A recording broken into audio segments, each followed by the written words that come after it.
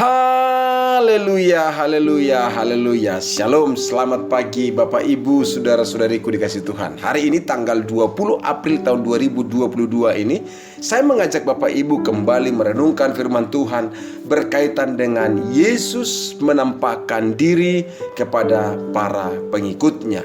Kemarin hari Selasa kita sudah melihat Yesus menampakkan diri kepada Maria Magdalena yang dalam keadaan sedih, keadaan berduka karena Yesus yang meninggalkan para muridnya dikuburkan dan disalibkan, mati dan dikuburkan, dan dia dalam keadaan sedih bukan hanya karena itu, karena jenazah atau mayat Yesus tidak ada dalam kubur, tetapi didapatkan jawabannya. Akhirnya dia berubah dari kesedihan menjadi pemberita tentang kebangkitan Yesus dari kematian.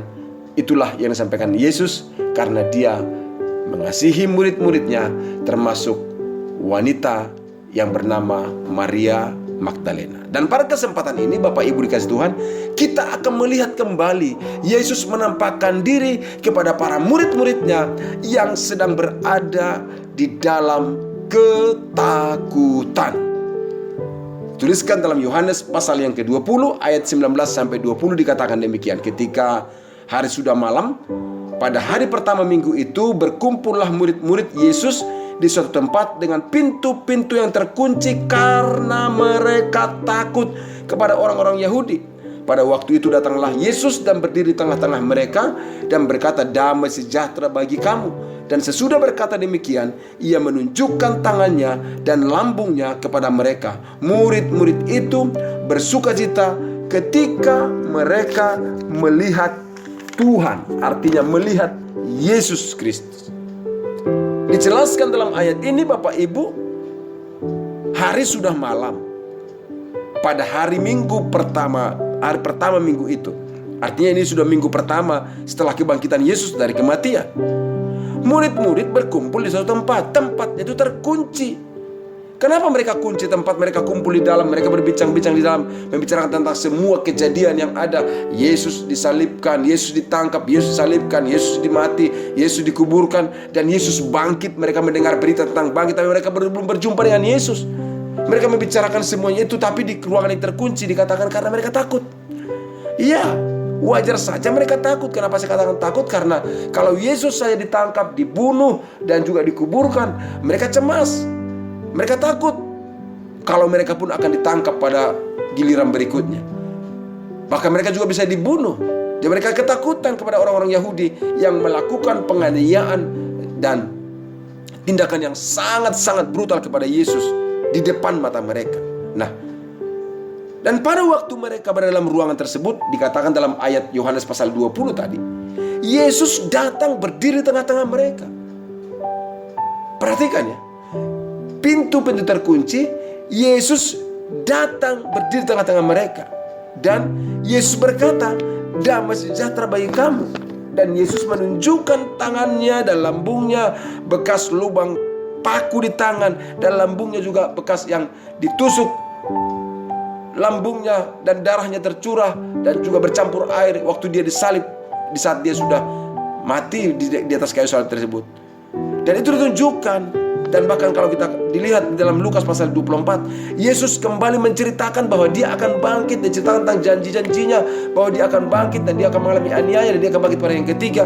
Dan setelah itu dibicarakan semuanya, Yesus menunjukkan dirinya di hadapan mereka, dan dikatakan dalam ayat 20 dari Yohanes pasal 20, maka murid-murid itu bersukacita karena melihat Tuhan.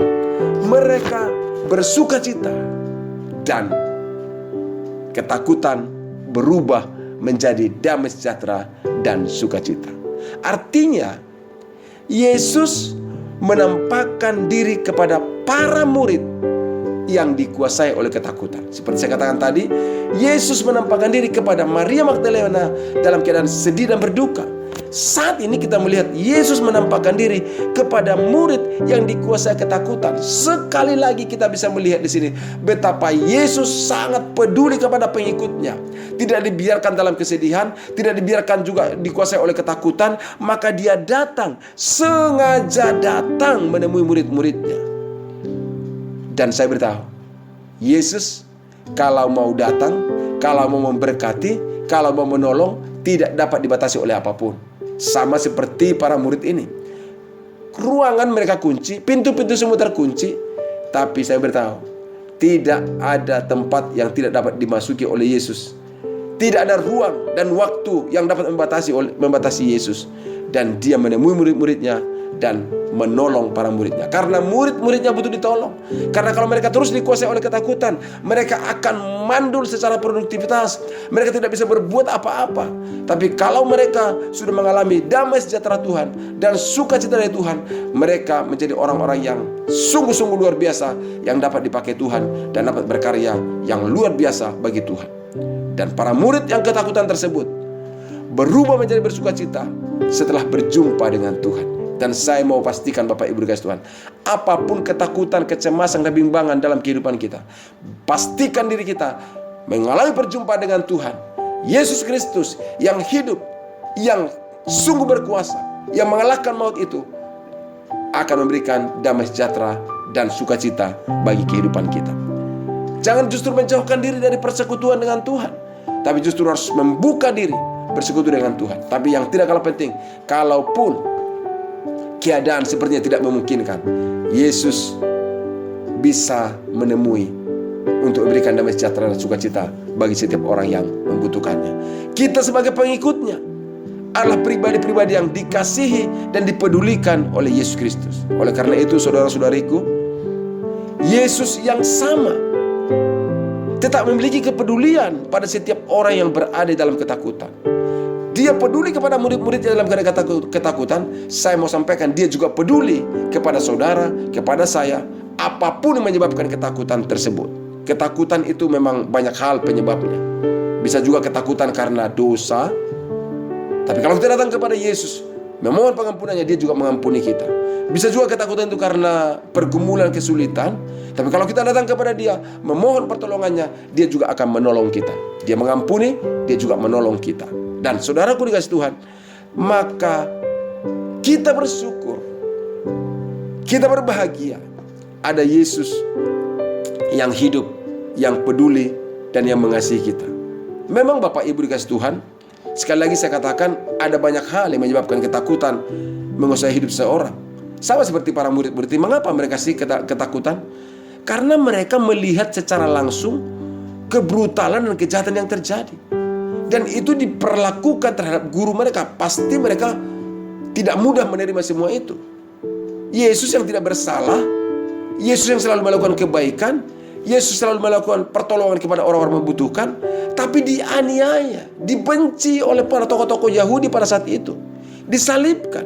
Dan para murid ini wajar kalau mereka takut. Kenapa? Melihat kebrutalan, kejahatan yang terjadi. Iya, kadang-kadang seperti yang terjadi kalau misalkan kita lihat, misalnya Bapak Ibu lihat, waduh, kepada siapa lagi kita percaya nih? Semuanya nggak bisa dipercaya. Dan di sana ada kecurangan, di sana ada korupsi, di sana ada kejahatan. Siapa lagi dipercaya? Mungkin seperti itu, karena melihat kebrutalan dan kejahatan yang sedang terjadi di berbagai lini kehidupan. Saya beritahu, Tuhan tetap peduli kepada kita. Mungkin juga karena ketakutan, karena apa? Karena murid-murid itu kehilangan figur yang diandalkan. Selama ini kan mereka mengandalkan Yesus. Tapi apa yang terjadi?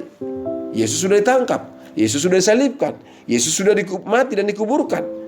Dan mereka kehilangan apa yang mereka andalkan. Dan bukan hanya sampai sana, mereka kehilangan harapan masa depan.